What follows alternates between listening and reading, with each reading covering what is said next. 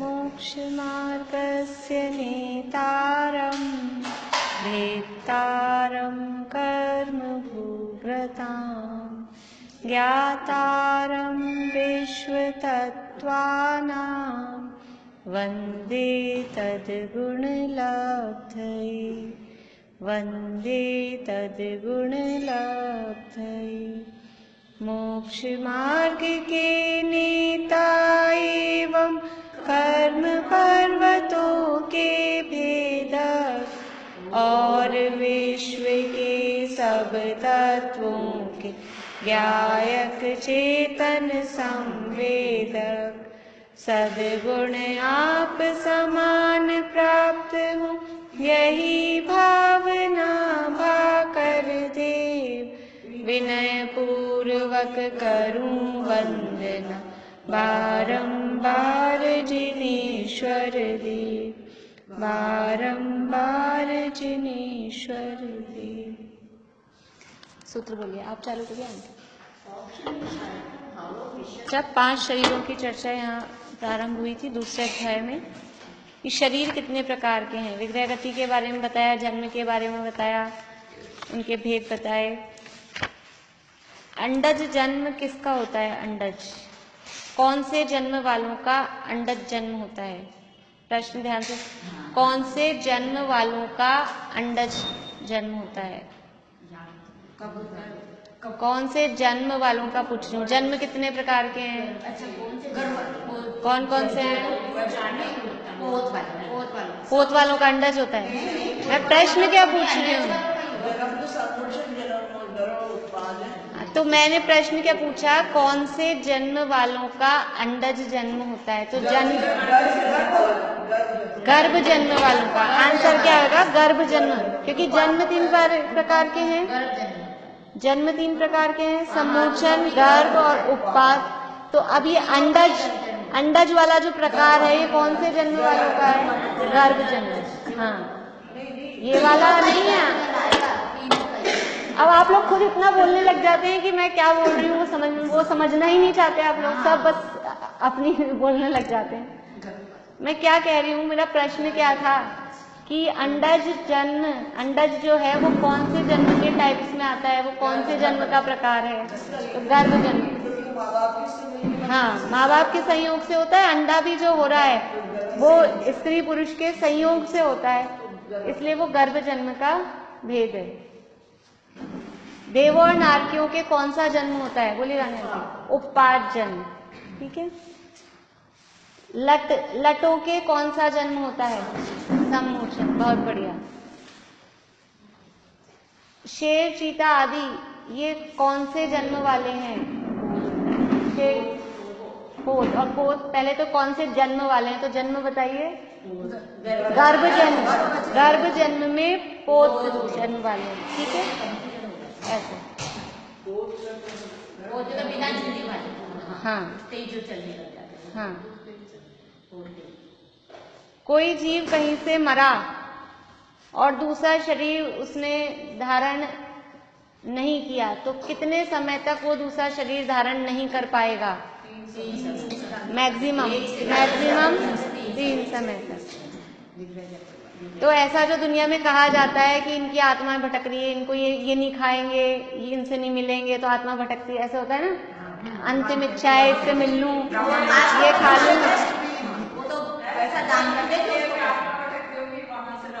ये कोई भटकना है। और वो समय भी हमें पकड़ने नहीं आते। 3 समय, जब तक यहाँ आप ये पता नहीं कर पाओ ना कि ये जीव जिंदा है कि मरा, उसमें भी हमको 5-7 मिनट 10 मिनट लग जाते हैं। और वहाँ 3 समय में जन्म हो जाता है। तीसरे समय में समय पकड़ने कहाँ आते हैं? भटकना कहाँ है? और भटकना तो तब वो कि इधर से उधर बिना शरीर की आत्मा डोल रहा है, वो तो जहाँ जाना है बस वहाँ जा रहा है सीधा अपने रास्ते का समय है। इसलिए जो मान्यता है, भ्रांति है बहुत बड़ी कि दुनिया में आत्माएं भटकती है।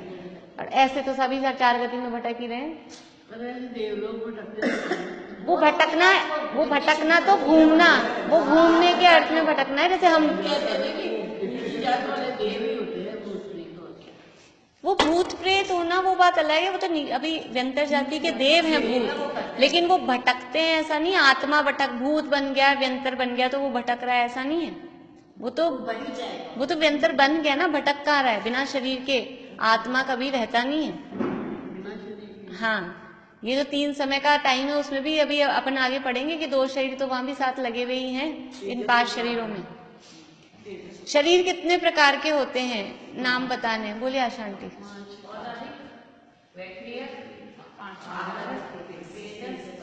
कार्बन। औदारिक शरीर किसे कहते हैं, बोलेंगे आप आंटी पीछे। औदारिक शरीर किसे कहते हैं? नहीं, औदारिक किसे कहते हैं? किसके होता है? कल पढ़ा था पढ़ने, किसके होता है? मनुष्य और तिर्यंक। औदारिक शरीर किसके होता है? मनुष्य और तिर्यंचों के। किसे कहते हैं औदारिक शरीर?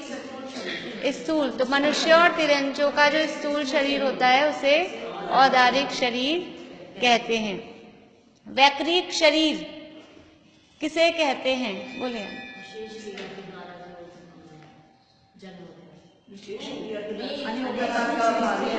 जन्म में कौन सी विशेष क्रिया होगी? बोलिए।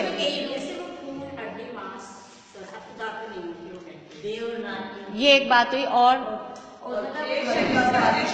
हाँ, जिसमें जो खून हड्डी मांस सप्त धातु से रहित होता है और जो एक शरीर से अनेक प्रकार के शरीर बनाने की जिसमें रिद्धियां होती है, जो इस अनेक प्रकार की विक्रियाएं कर सकता है, वो कहलाता है वैक्रियक।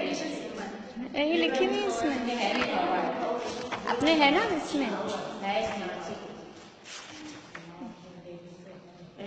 ये अपन कल पढ़ रहे थे ना 125 पेज पे, यहाँ लिखा हुआ है जो शरीर विक्रिया के द्वारा एक अनेक सूक्ष्म स्थूल हल्का भारी आदि रूप किया जा सके उसे वैक्रिक शरीर कहते हैं। ये वैक्रिक शरीर किनके होता है? देवों और नारकियों के। कल हमने बताया था कि जो देव हैं उनका मूल शरीर, वो मूल शरीर कहाँ रहता है? उसी जगह पे रहता है, वो जहाँ उनका जन्म स्थान हुआ है, जो उनका निवास स्थान है, मूल शरीर वहीं रहता है। और जो अलग अलग जगह घूमने फिरने जो भी जा रहा है वो सब उसका वैक्रियक विक्रिया के द्वारा, ये मूल शरीर भी वैक्रियक है, देवों का मूल शरीर भी वैक्रियक है, और जो दूसरे शरीर बनाए हैं वो भी शरीर वैक्रियक ही हैं। मूल शरीर, ऐसा नहीं कि मूल शरीर तो फिर औदारिक है और वो वाले विक्रिया से बना है वो वैक्रियक है, ऐसा नहीं। मूल शरीर भी वैक्रियक है और उस मूल शरीर की ताकत है कि वो और चाहे जैसे रूप वाले अनेक शरीर भी बना सकता है। ये हर जाति के हर लेवल के देव की अलग अलग शक्ति होती है, अलग अलग ताकत होती है, वो कितनी विक्रिया कर सकता है, ये उनकी सब में अलग अलग होती है। उनकी पोस्ट के हिसाब से और उनके स्वर्ग कौन सा ऊपर के स्वर्ग में, उसके हिसाब से उनकी अलग अलग शक्ति उसमें होती है। ये अभी अपन सामान्य स्वरूप पढ़ रहे हैं, फिर इनके बारे में ये वैक्रिक शरीर यहीं देख लेते हैं। ये वैक्रिक शरीर 2 प्रकार का होता है। वैक्रिक शरीर 2 प्रकार का होता है। एक तो होता है, मतलब विक्रिया 2 प्रकार की होती है, शरीर तो एक ही प्रकार का है वास्तव में, विक्रिया 2 प्रकार की होती है। विक्रिया मतलब वो जो विशेष क्रिया कर रहे हैं जिससे वो शरीर बना, इसमें नहीं लिखा हुआ, इसमें नहीं लिखा हुआ, मैं बता रही हूँ आपको अलग से। ये विक्रियाएं 2 प्रकार की होती है, एक होती है पृथक विक्रिया, एक होती है अपृथक विक्रिया। विक्रिया कितने प्रकार की? 2 प्रकार की, एक पृथक विक्रिया और एक अपृथक विक्रिया। पृथक विक्रिया का मतलब कि अपने शरीर से अलग और शरीर बनाए जा सकें, वो कहलाती है पृथक विक्रिया। पृथक मतलब अलग, तो अपना जो मूल शरीर है वो तो है ही है, उसके अलावा और चाहे जो रूप बना सकें, वो रूप बनाने की शक्ति वो कहलाती है पृथक विक्रिया। और अपृथक विक्रिया क्या कहलाती है कि अपने शरीर से अलग नहीं बना सकते, अपने शरीर को ही फिर वो चाहे जिस रूप कन्वर्ट करना चाहें उस रूप कन्वर्ट कर सकें। रूप बदलना, विक्रिया का मतलब है रूप बदलने की शक्ति, अपने शब्दों में। हाँ, एक पृथक विक्रिया और एक अपृथक विक्रिया। विक्रिया का मतलब है रूप बदलने की शक्ति, तो ऐसी शक्ति जिसके माध्यम से अपना मूल शरीर तो बना रहे और उसके अलावा अनेक रूप बना सके, वो कहलाएगी पृथक विक्रिया। अलग अलग जो रूप बनाए जा सके हैं वो कहलाती है पृथक विक्रिया। और जो अपने शरीर को ही चाहे जिस रूप बना सकें वो कहलाती है अपृथक विक्रिया। उसको एकात्म विक्रिया भी तो बोलते हैं। हाँ, एक ही बात होती है। हाँ। मैंने सुना था। तो देवों को अपने शरीर को ही मन चाहे रूप बनाए, अलग रूप, अपने शरीर से अलग नहीं, अपने शरीर को ही चाहे जिस रूप बनाए। हाँ, मतलब जो उनको इच्छा है। अभी अपन उदाहरण, अभी आप एक उदाहरण से सुन लीजिए, उससे जल्दी से समझ में आ जाएगा। देवों को होती है पृथक विक्रिया और नारकियों को होती है अपृथक विक्रिया।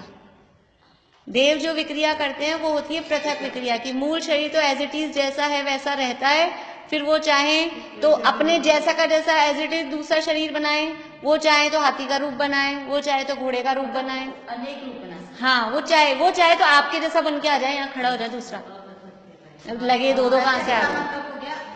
अपने जैसी बनाना, अपने शरीर से अलग बनाना, ये है पृथक।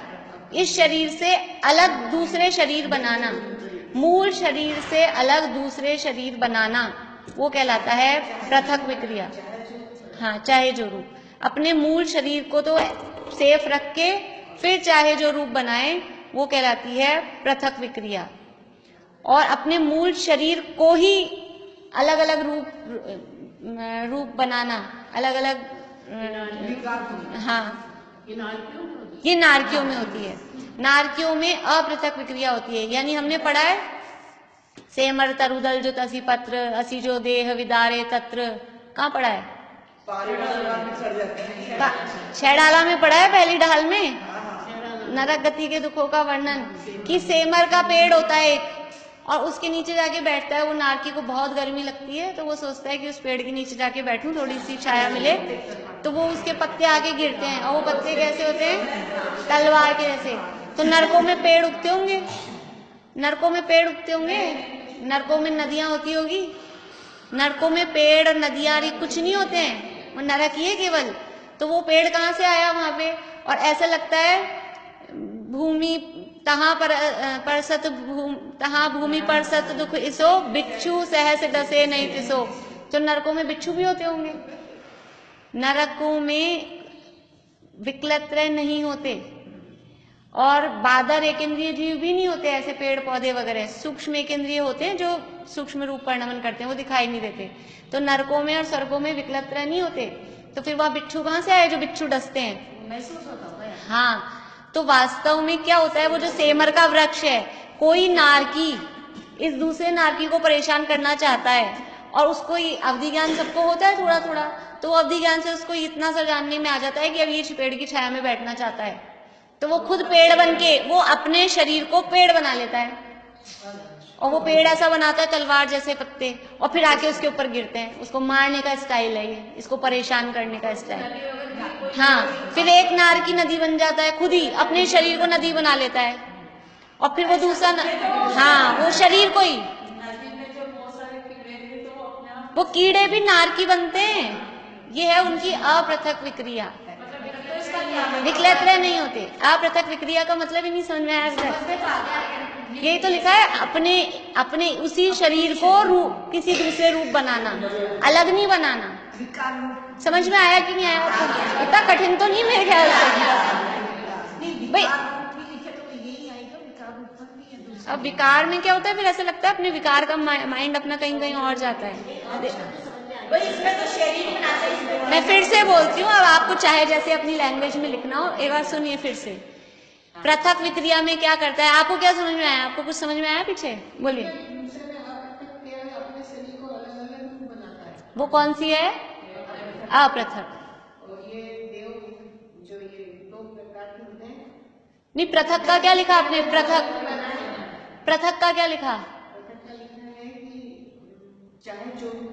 अपने शरीर से अलग, ये लिखिए, अपने शरीर से अलग अनेक रूप बनाए। अपने शरीर से अलग अनेक रूप बनाना, वो कहलाता है पृथक विक्रिया। मतलब मूल शरीर तो अलग पड़ा है, और फिर उससे अलग अनेक रूप बनाए, वो कहलाती है पृथक विक्रिया।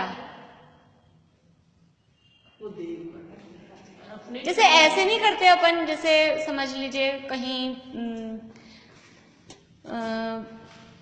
अपने में समझ लीजिए कोई लाइब्रेरी वगैरह ऐसी है, तो अपन क्या करते हैं, ये समझ लीजिए मैं हूँ तो मेरे पास मेरी पुस्तकें हैं। कोई पुस्तकें ऐसी होती है जैसे मैं आपको पढ़ने के लिए लाके देती हूँ कहानी वानी की, तो मैं क्या करती हूँ, मैं अपनी ओरिजिनल बुक नहीं लाके देती हूँ, फोटोकॉपी नहीं, एक मेरी तो मैं मेरे पास ही रखती हूँ, फिर मैं दूसरी और रखती हूँ कि किसी को पढ़ने के लिए देनी है तो दूसरी वाली दो। अपनी किताब को सेफ रखते हैं। अभी अपन ने किसी को पढ़ने को दी और वो गायब हो गई, ऐसे ही पृथक। हाँ मतलब उदाहरण के लिए बता रही हूँ, ऐसा मतलब वो कोई ऐसे उनके घूमने उमने की बात नहीं कि शरीर घूम जाएगा, लेकिन ऐसे तो मूल शरीर तो उनका वहीं रहता है, और फिर अलग पृथक विक्रिया के माध्यम से अलग अलग, ऐसा थोड़ा ना कि एक बार में एक ही रूप बनाएंगे, अलग भी एक बार में एक साथ 100 रूप बना लिए, 100 जगह अलग अलग, एक ही जगह 100 रूप बना के बैठ जाएं, अलग अलग 100 जगह चले जाएं, एक ही शरीर वाला, एक ही देव, एक ही देव, हाँ 100 नहीं लाखों करोड़ों बना सकता है, 100 तो मैं बोल रही हूँ, लाखों करोड़ों, सबकी अलग अलग कैपेसिटी है, कितने कितने बना सकते हैं, हजारों रूप बना सकते हैं। मतलब वो तो सिर्फ शरीर ही बनाएंगे, और भी बना सकते हैं, पेड़, नदी, तालाब। नहीं ऐसा नहीं है, फिर से पृथक वाली बता रही हूँ। पृथक वाले भी चाहे जो बना सकते हैं, लेकिन वो पृथक करके आप भाव ही नहीं समझ रहे, नहीं समझ में आ रही आपको बात। बस मूल शरीर वहीं रहता है, बाकी वो जो कुछ चाहे, वो चाहे तो मकान बन जाए, वो चाहे तो पेड़ बन जाए, वो चाहे तो आदमी बन जाए, वो चाहे तो पशु बन जाए, हाँ वो देव, वो जो रूप चाहे, हाँ नहीं एक ही है ना, उसका शरीर तो एक ही है, तो वो उसकी अपृथक विक्रिया हो रही है, तो वो एक बार में एक ही बनेगा। ये ना भाई, इससे क्या समझ में आ रहा है, नारकियों को ताकत कम है, देवों में ताकत ज्यादा है, रिद्धि ज्यादा है। देखिए जो समाव शरण की रचना होती है ना, समाव शरण, सारे देव पृथक है, सारे अब देव बोल दिया तो सौधर्म अलग से कहाँ रहा, देवों के पृथक विक्रिया होती है, देवों का मूल शरीर सभी देवों का अपने अपने मूल निवास जगह पे ही रहता है, जहाँ पे उनका जन्म स्थान है। उसके अलावा घूमने फिरने, पंचकलानक में जाने, किसी को परेशान करने जाने, जो भी करना है, वो कुछ भी वॉटेवर जो भी काम वो करेंगे, वो दूसरे दूसरे नए नए शरीर बनाकर ही, सभी देवों का, कोई से भी देव हो, मूल शरीर अपने मूल निवास स्थान पर ही रहता है, वहां से वो खाली नहीं होता, समझ लो उनकी मूल गद्दी खाली नहीं होती, वहां से वो सोते नहीं।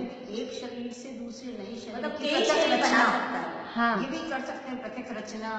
हाँ अब वो कोई भी शब्द में ले रही हूँ, आप पता नहीं पर्टिकुलर उतना उतना सा यार,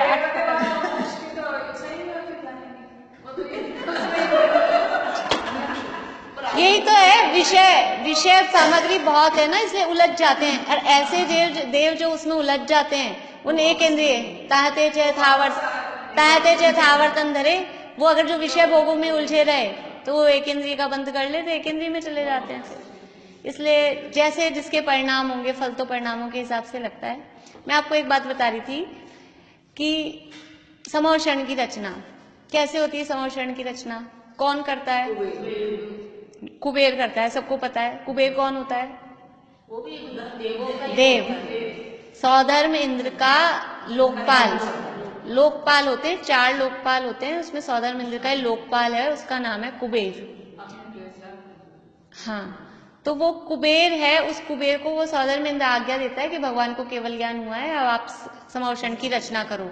तो वो कहीं से बनाता है समाव शरण? वो कुबेर है, ईंट लाता होगा, सीमेंट लाता होगा, चूना मिट्टी पत्थर, क्या लाता है, कहीं से बनाता है?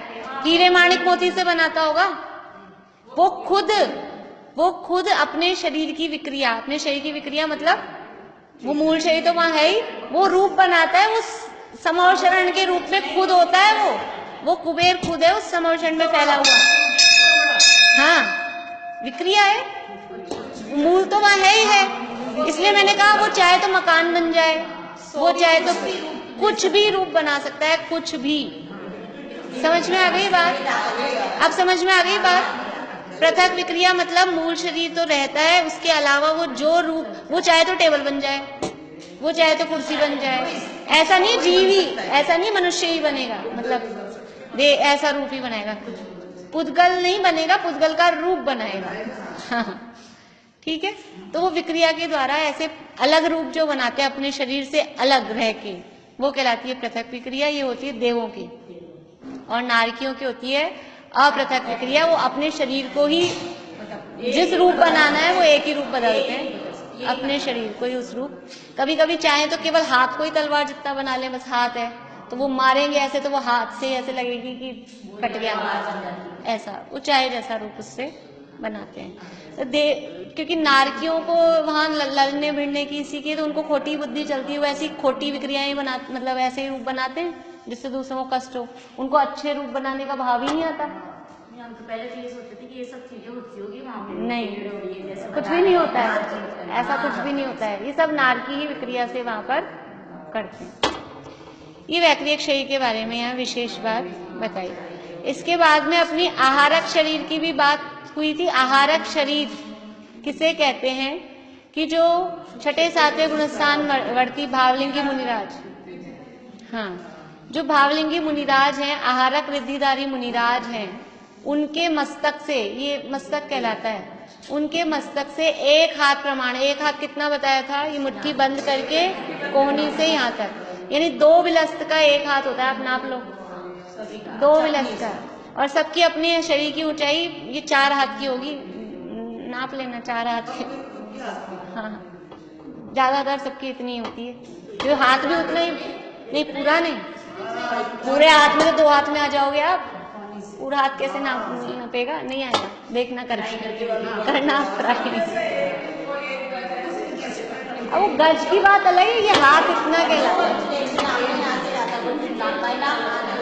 हाथ इतना ही है। चलिए चलिए चलिए, तो ये एक हाथ प्रमाण, कलर कैसा होता है उसका, सफेद धवल उज्जवल ये रंग है। ये ध्यान से याद रखना है आपको, ये आपको ये लिखा है, इसमें लिखा है।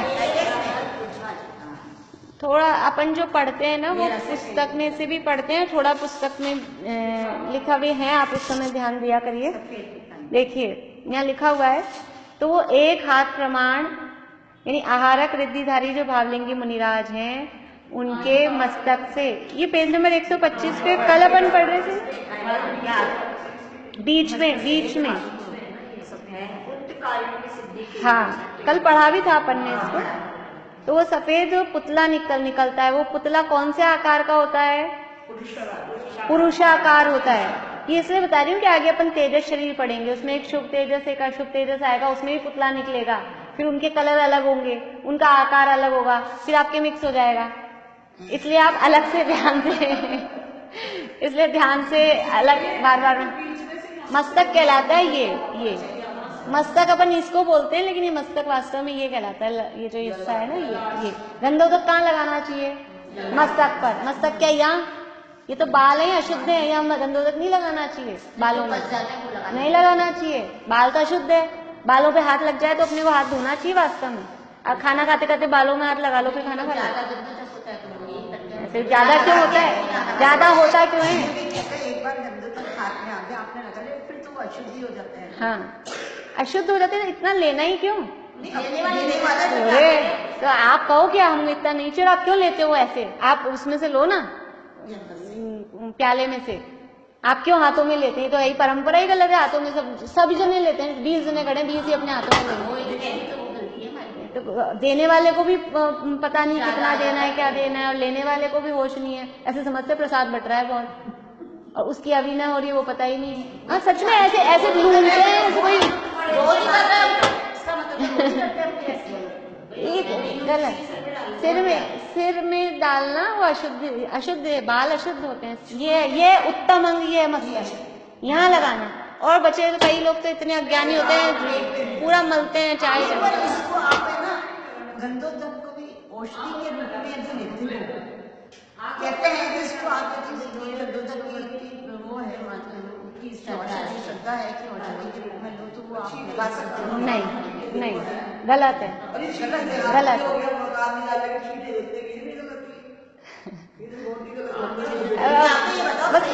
बता दिया ना, ये उत्तम अंग में यहाँ लगाना है। ये 9 द्वार में आती है, आंख नाक कान सब, 9 द्वार बहे गिनकारी, आंखें 9 द्वार में आती है, आंखों का मल है वो, आंखों से जो निकलता है, ले जाते छिड़कते हो। अब वो जो चल रहा है अपने तो गंधोदक भगवान का, अगर अपन उसको गंधोदक मान रहे हैं, भगवान के प्रक्षाल का जल है, तो ये उत्तम अंग ये होता है मस्तक। अपनी तो बात मस्तक की चल रही है। तो ये मस्तक से ये कहलाता है मस्तक। मस्तक से एक हाथ प्रमाण, सफेद धवल पुरुषाकार, मनुष्याकार में पुरुषाकार, वो एक पुतला निकलता है। और वो जो पुतला है, वो जो शरीर है, वो शरीर कहलाता है आहारक शरीर। ये शरीर कौन सी वर्गणाओं से बना होता है? हमने वर्गणाएं पढ़ी थी, कौन सी थी वर्गणाएं, कितनी थी? वर्गणाएं कितनी पढ़ी थी? 5। बोली बुआ कौन कौन सी?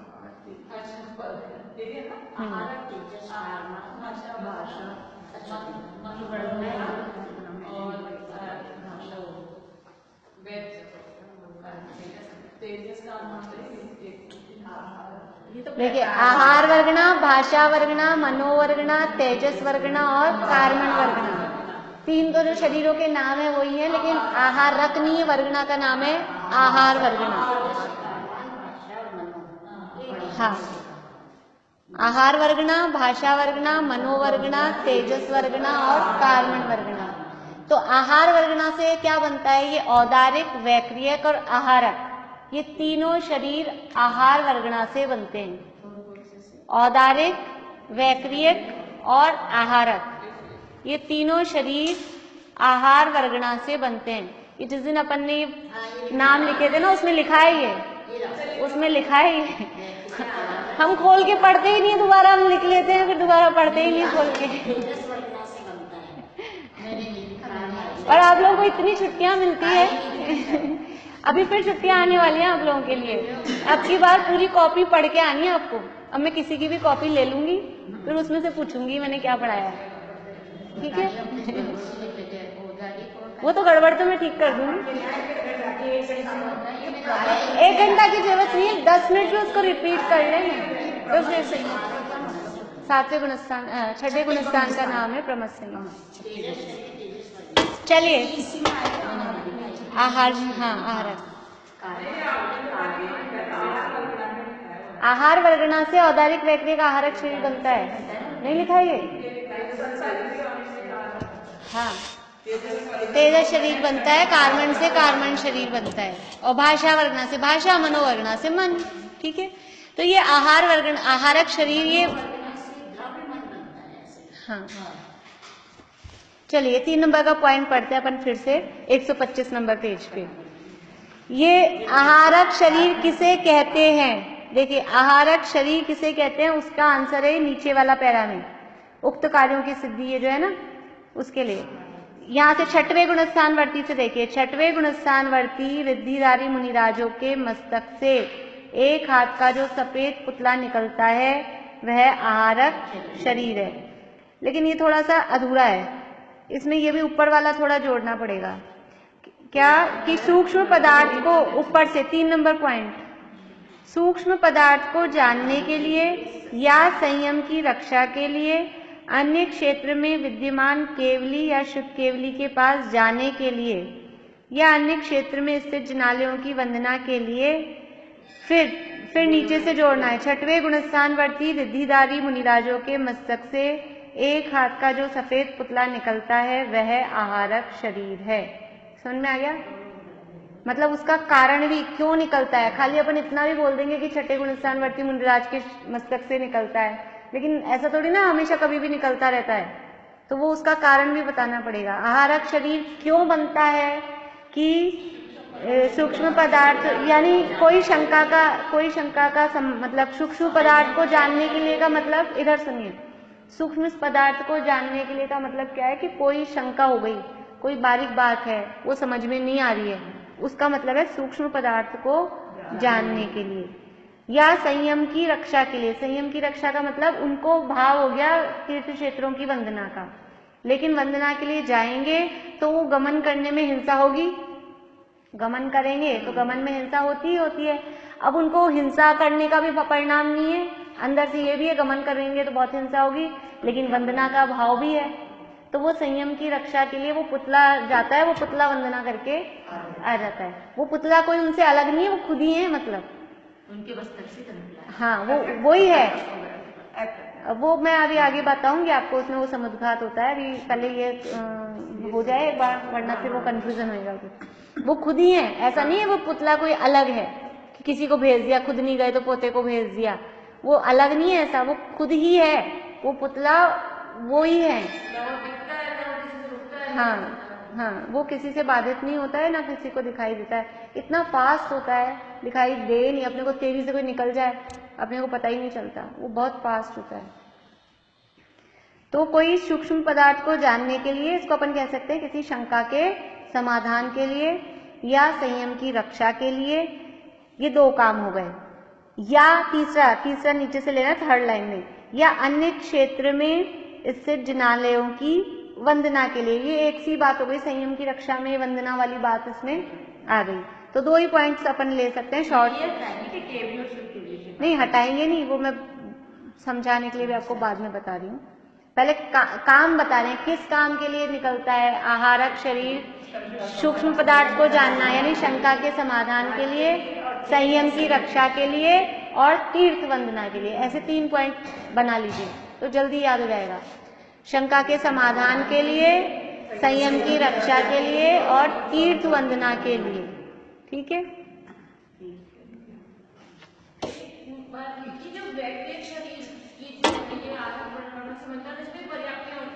हाँ, ये भी अपर्याप्त होता है फिर पर्याप्त होता है। पहले निवृत्ति अपर्याप्त होता है फिर पर्याप्त होता है। हाँ, खून मास में हाँ, बिल्कुल वो अभी आगे पढ़ेंगे ना, तो आहारक मिश्र मतलब वो निवृत्ति अपर्याप्त का काल इसमें होता है। जब शरीरों के योगों के भेद पढ़ते हैं ना, काय योग के, तो वो पूरे 7 भेद में मिश्र ये भी आता है 15 के उसके।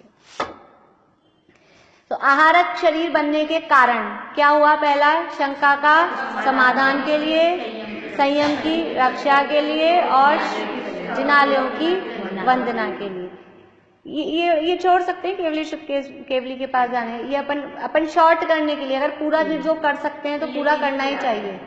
तो इन 3 कामों के लिए 6वें गुणस्थान वर्ती रिद्धिधारी मुनिराज के मस्तक से जो सफेद एक हाथ प्रमाण पुरुषाकार पुतला निकलता है उसे आहारक शरीर कहते हैं। ठीक है, और यह पुतला केवली शुद्ध केवली के पास कब जाएगा? शंका के समाधान के लिए तो जाएगा केवली शुद्ध केवली के पास, और जिनालयों के लिए वंदना के लिए तो वैसे ही चला जाएगा जहां भी जाना तीर्थ वंदना के लिए। तो शंका का समाधान के लिए अगर केवली शुद्ध केवली के पास जा रहा है,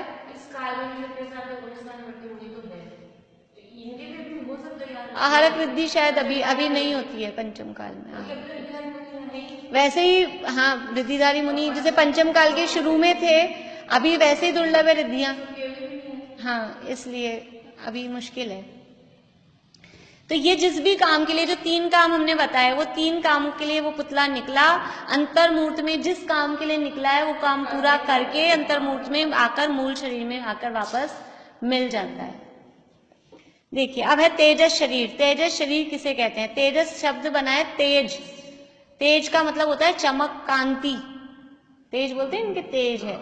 तो देखिए 4 नंबर का पॉइंट, औदारिक आदि शरीरों को कांति प्रदान करने वाला शरीर तेजस शरीर है। जिस शरीर के कारण ये जो औदारिक, वैक्रियक और आहारक, इन 3 शरीरों में कांति, चमक या कहे गर्मी, जो हमारा टेम्परेचर रहता है ना 98.4 डिग्री, ये जो भी है, ये उसे गर्मी कहो, तेज कहो, चमक कहो, ये जो भी है,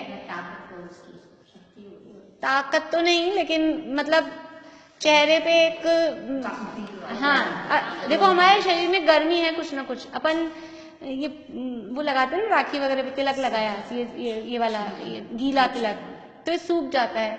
कटोरी में पड़ा इतनी जल्दी नहीं सूखता। ये यहाँ क्यों सूख जाता है जल्दी से? ये हमारे शरीर की, सर्दी में रजाई ओढ़ने से गर्मी आ जाती है, तो रजाई में गर्मी भरी होगी।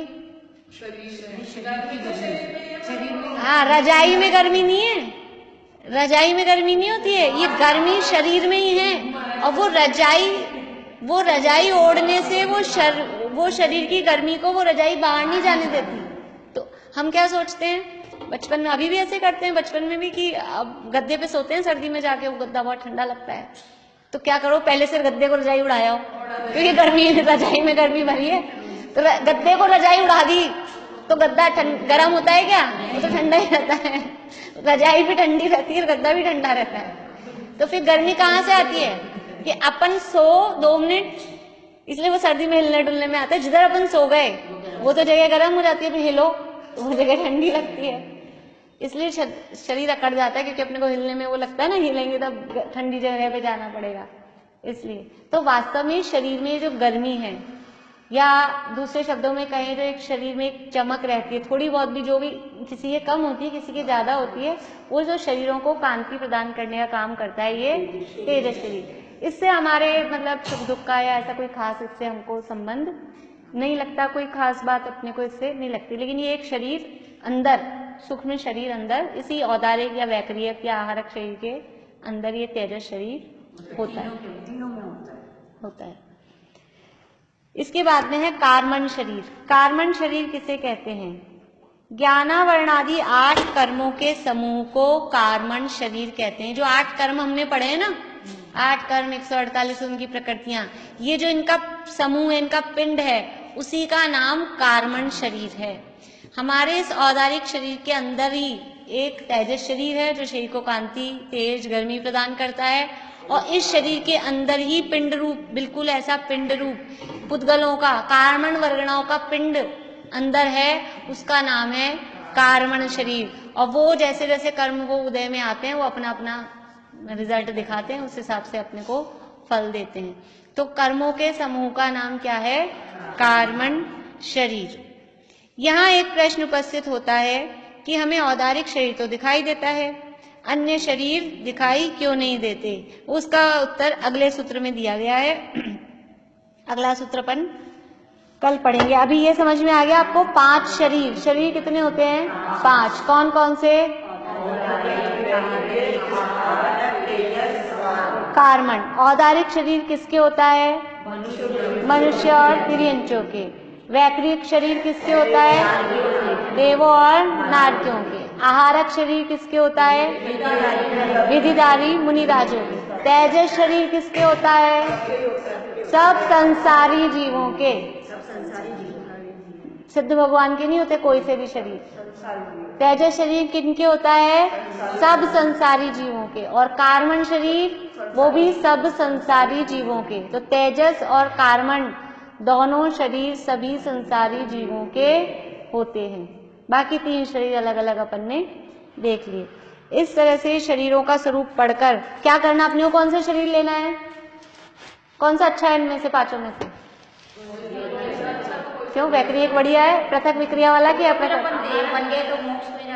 हाँ, वास्तव में शरीर कोई भी, ये शरीर तो हमें दुख देने का साधन है।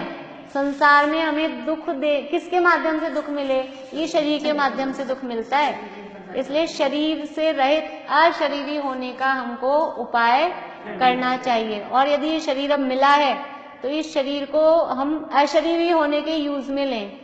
इस शरीर से हम शरीर रहित सिद्ध भगवान बनने के मार्ग में लग जाएं, तब तो ये शरीर मिला तो कुछ ठीक है, नहीं तो ये शरीर तो हमें संसार में ही भटकाने वाला है। शरीर से मोह करके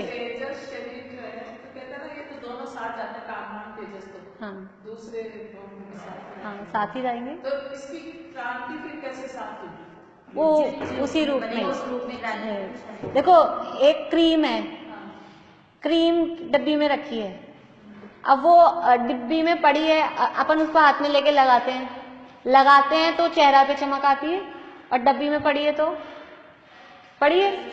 ऐसे ही वो जब हमारे औदारिक आदि शरीरों के साथ है तब तो वो कांति प्रदान करता है, जब विग्रह गति में जाता है तो डब्बी में है। ऐसा है।